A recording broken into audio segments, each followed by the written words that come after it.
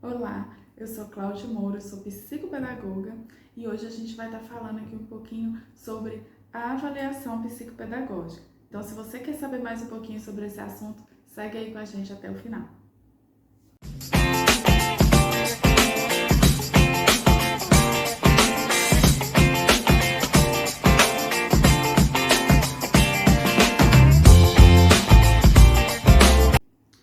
Bom, psicos, como eu já falei para vocês, hoje a gente vai estar falando um pouquinho aí sobre a avaliação psicopedagógica. Então, se você é uma psicopedagoga, está iniciando seus atendimentos clínicos ou tem o desejo de aprofundar um pouquinho mais, a gente vai estar falando aqui, eu vou estar passando para vocês um pouquinho do meu protocolo, como que eu trabalho a avaliação psicopedagógica, tá?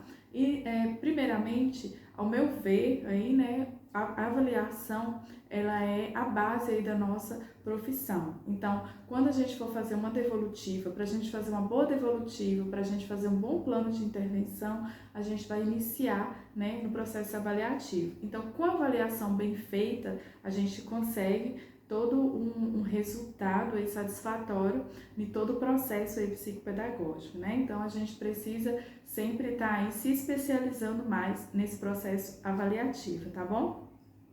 Para iniciar, quando a gente vai iniciar, na verdade, desde o primeiro contato aí com a família, a gente já começa o nosso processo avaliativo.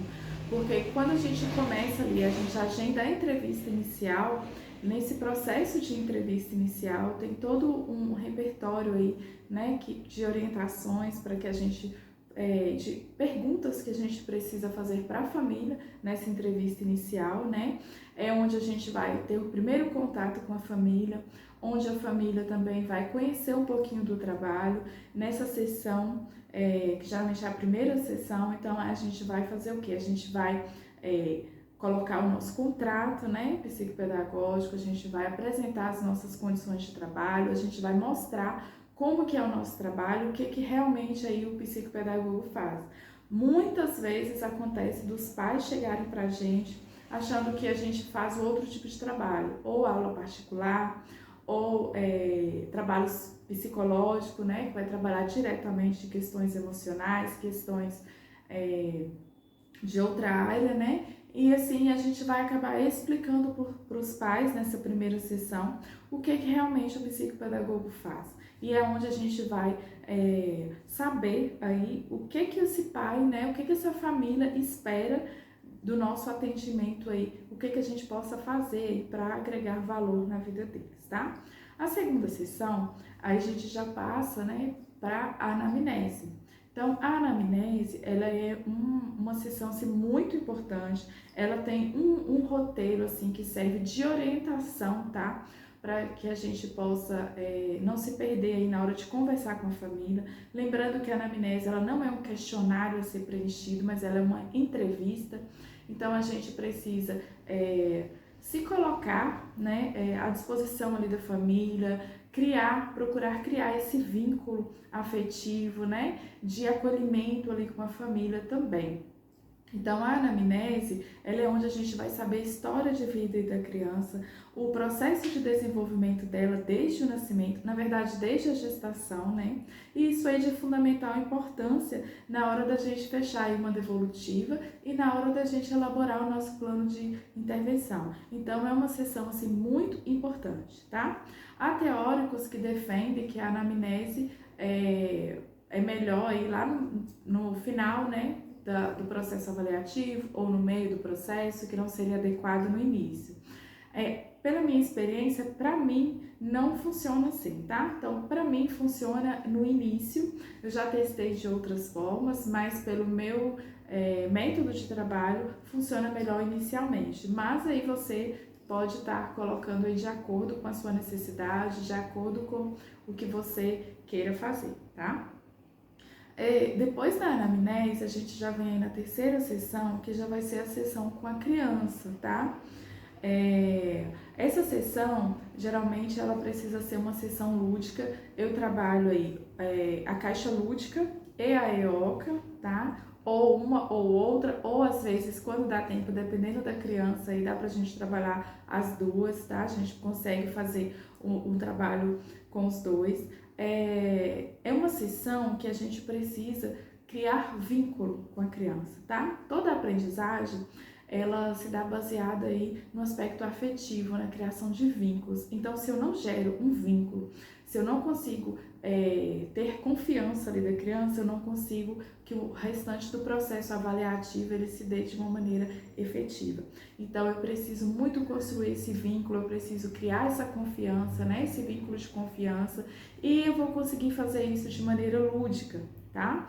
E a gente precisa muito prestar atenção na questão se a criança ela tem alguma aversão à escola, se ela é uma criança que tem dificuldade de aprendizagem, se ela é uma criança que ela é muito taxada na escola, então ela não gosta do ambiente escolar, então a EOCA ela não vai ser algo que vai me proporcionar esse vínculo. Então a gente precisa muito observar, né, esses pequenos detalhes aí. E como que eu vou saber, né?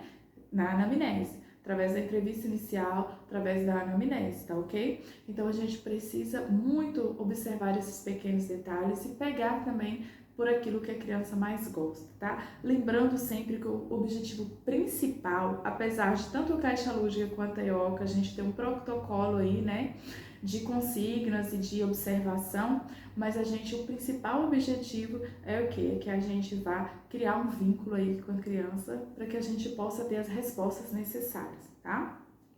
Depois dessa sessão inicial dessa EOCA aí, né, eu já passo para as provas operatórias, tá? Então, as provas operatórias de Jean Piaget, vocês todas aí acredito que já conhecem, né?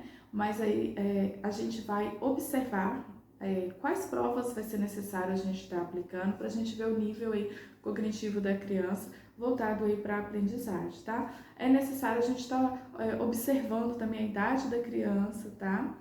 Para a gente realizar essas provas. Geralmente esse protocolo que eu estou falando aqui para vocês, a gente aplica em crianças de 5 anos acima, 5, 6 anos em diante, tá? Então, se for crianças menores, crianças de educação infantil, a gente vai utilizar de outras ferramentas e vai analisar outras habilidades, tá? Então, fiquem sempre atentos à idade da criança e à queixa da criança para montar o seu processo avaliativo, tá bom? Logo após as provas operatórias, eu gosto muito de trabalhar as provas projetivas, porque a gente vai observar o vínculo da criança, né? Em 3 aspectos: o vínculo da criança com ela mesma, o vínculo da criança com a família e o vínculo da criança com o ambiente escolar. Então, esses vínculos, eles são muito importantes e eles vão afetar diretamente aí a aprendizagem, né? Então, quando a gente vai falar, eu sempre falo para vocês, de acordo com a queixa, mas assim, se a criança ela apresenta alguma dificuldade ali na aprendizagem, algum fator que esteja atrapalhando o desenvolvimento dela, então a gente precisa analisar todos os aspectos possíveis aí, tá? Então, nas projetivas, a gente vai analisar esses vínculos, a gente vai analisar um pouco o emocional também. E se você já tem um conhecimento aí sobre desenho, né, os desenhos infantis, o teste do desenho, a gente consegue avaliar também o desenho da criança, a gente consegue estar avaliando os traços ali da criança, né, alguns traços até mesmo de personalidade, alguns traços que vão revelar condições emocionais ali que a criança muitas vezes ela não vai conseguir falar. Ela, né, dependendo da idade da criança, a gente observa que ela tem uma dificuldade maior de falar sobre sentimentos, de falar o que ela está sentindo, né, de nomear, na verdade, os sentimentos. Porque a criança, ela sente, mas ela vai ter dificuldade de entender o que ela está sentindo. Então, ela não vai saber externalizar isso para a gente e nem para os familiares. Então, a gente utiliza os testes do desenho, né? Essas ferramentas. E tem também os desenhos livres que a gente pode estar utilizando aí, que vai dar um parâmetro aí para a gente, tá? As demais sessões eu vou colocando de acordo com a queixa aí da criança, né? Então, assim, a gente vai pelas questões pedagógicas, consciência fonológica, consciência sintática. Tem alguns testes que a gente pode comprar, né? Que os testes prontos, mas eu particularmente eu gosto muito de avaliar de uma forma mais lúdica, tá? Mesmo as questões pedagógicas, a gente vai estar aprofundando sobre essa questão aí em um outro vídeo, tá? mais à frente, mas assim, de acordo com a queixa. Tem as avaliações também psicomotoras, é muito importante a gente avaliar os aspectos psicomotores da criança. Então, se a criança ela tem alguma habilidade psicomotora que ainda não está consolidada, observando sempre a idade da criança, tá? Quando a gente vai finalizando esse processo, né, as provas pedagógicas, a gente vai olhar o nível pedagógico da criança, se ela já é alfabetizada, se o nível de escrita, tá, da criança, a leitura, né, o nível de leitura dela, como que ela está se desenvolvendo, e vem esses aspectos psicomotores, que são quais, né, a lateralidade, a orientação espaço-temporal, o visiomotor, equilíbrio, coordenação motora ampla, coordenação motora fina. Então, todos esses aspectos psicomotores que a gente sabe que são um conjunto, né, e que fazem a diferença aí na hora da aquisição aí da leitura escrita, né, da alfabetização e de aprendizagem da criança aí no geral, tá? Então, todo esse apanhado que a gente faz aí, todo esse processo avaliativo, a gente vai pegar todos esses resultados aí e agendar já uma sessão de devolutivo, tá? Então, a gente vai ter um vídeo aí mais à frente falando especificamente sobre devolutivo. Mas o processo de avaliação, ele nada mais é do que uma investigação, tá? Partindo da queixa da família, da queixa de quem trouxe a criança pra gente. Então, em cima dessa queixa, a gente vai montar todas essas avaliações, né? Todo esse processo avaliativo que a gente vai estar fazendo aí com a criança, de maneira lúdica. Quando a gente fala assim, eu falo muito criança, né, com vocês, porque o meu nicho é infantil, então atendo muito crianças e adolescentes também, mas mais é infantil, mas aí de acordo com o seu nicho também, tá? Então, você vai fazer todo esse processo avaliativo observando o que está de acordo, o que não está, quais habilidades que são consolidadas e quais não estão consolidadas, levando sempre em conta a idade da criança, tá bom?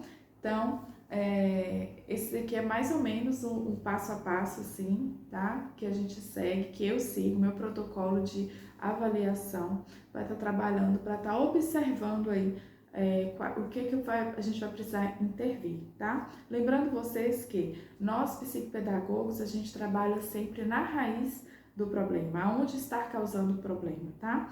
Então, a gente evita trabalhar simplesmente com sintomas, com o que está apresentando ali. Então, se a criança ela apresenta, por exemplo, uma dificuldade de aprendizagem, o processo avaliativo, ele é para quê?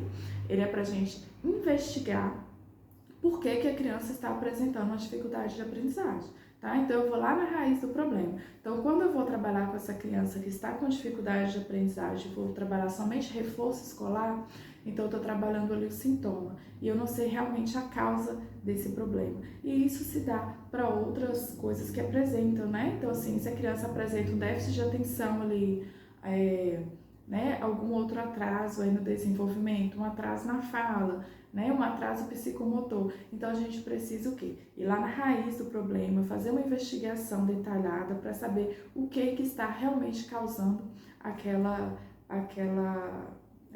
consequência ali, né? Aquele que não está adequado na criança, tá? Então, o sintoma, tá? Que foi o que me fugiu aqui. Então, o que está causando aquele sintoma, que é o que está aparecendo pra gente, tá? Então, é isso que é o processo avaliativo, essa investigação pra gente saber onde nós devemos intervir. Que quando a gente trabalha ali o sintoma, então ele pode voltar depois. Quando a gente vai na raiz do problema, a gente consegue resolver e a criança, ela consegue evoluir, tá bom? Então, espero que vocês tenham gostado. Se você gostou, deixa aqui embaixo o seu like, compartilha aí com seus amigos, né? Com suas amigas psicopedagogos e deixa seu comentário também, o que você achou aí, tá? Se você concorda, qual que é o processo que você utiliza, se você utiliza testes comprados, se você faz o seu próprio processo aí de avaliação psicopedagógica, tá? Então, um beijo aí para vocês, psicos, e até o nosso próximo vídeo, nosso próximo encontro.